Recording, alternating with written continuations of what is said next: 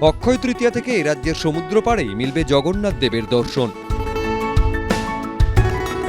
30 April দীঘায় উদ্বোধন হতে চলেছে পুরীর আদলে তৈরি জগন্নাথ মন্দিরের। ফাস্ট ফুড তো ফাস্ট লাইফের একটা পার্ট, সো প্রবলেম তো হবে, বাট আমার সলিউশন তারা। 5 দশক ধরে গ্যাস, অম্বল ও পেটের সমস্যার একমাত্র সমাধান গ্যাস নল।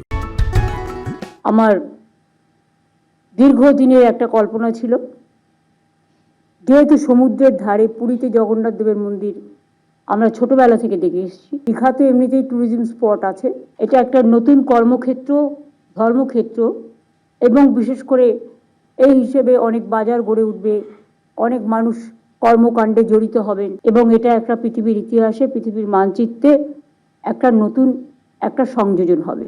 দীঘায় নবনির্মিত জগন্নাথ মন্দির উদ্বোধনের পর তার দায়িত্ব তুলে দেওয়া হবে ইসকনের হাতে। অক্ষয় তৃতীয়ার দিন মন্দিরের দ্বারোদ্ঘাটনের আগের দিন মন্দির চত্বরে আয়োজন করা হবে মহাযজ্ঞের, যেখানে উপস্থিত থাকবেন মুখ্যমন্ত্রী মমতা বন্দ্যোপাধ্যায়।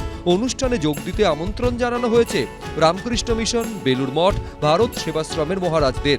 রাজ্য সরকারের তরফে আমন্ত্রণপত্র পাঠানো হয়েছে বিশিষ্ট শিল্পপতিদেরও।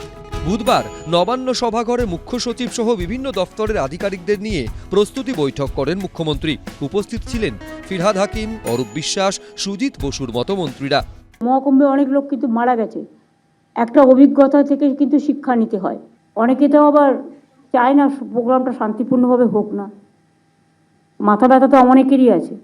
আমার যেমন মাথা ব্যথা আছে শান্তি রক্ষা করার, অনেকের মাথা ব্যথা আছে অন্যরকম কিছু করার, কিন্তু আমরা তো চাই যে ঠাকুরকে নিয়ে আমরা যেন কেউ অপবিত্র না করি। দীঘার জগন্নাথ মন্দিরে দেবতার প্রাণ প্রতিষ্ঠা উপলক্ষে এখন বাঙালির প্রিয় সৈকত শহরে সাজো সাজো রব। উদ্বোধন অনুষ্ঠান যাতে সবাই সুষ্ঠুভাবে দেখতে পারেন সে ব্যাপারেও নবান্নের বৈঠক থেকে নির্দেশ দেন মুখ্যমন্ত্রী। লক্ষ লক্ষ মানুষকে হাইপ করে ডেকে আনবো, তারপরে তারা কোথায় থাকবে, কোথায় যাবে,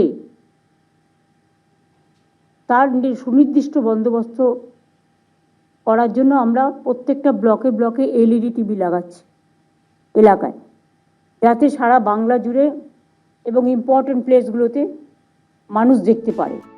নবান্ন সূত্রে খবর, দীঘায় প্রায় 22 একর জমির ওপর তৈরি জগন্নাথ মন্দির করতে খরচ হয়েছে প্রায় 250 কোটি টাকা। 2022 সালের মে মাসে মন্দির তৈরির কাজ শুরু করে হিডকো। পুরীর জগন্নাথ মন্দিরের মতোই এখানেও ধ্বজা উত্তোলন হবে। সুমন ঘরাই, ABP আনন্দ, কলকাতা।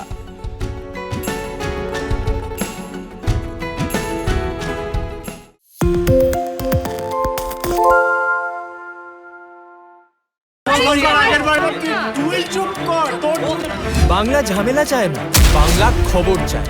বাংলা খবর, বাংলার খবর।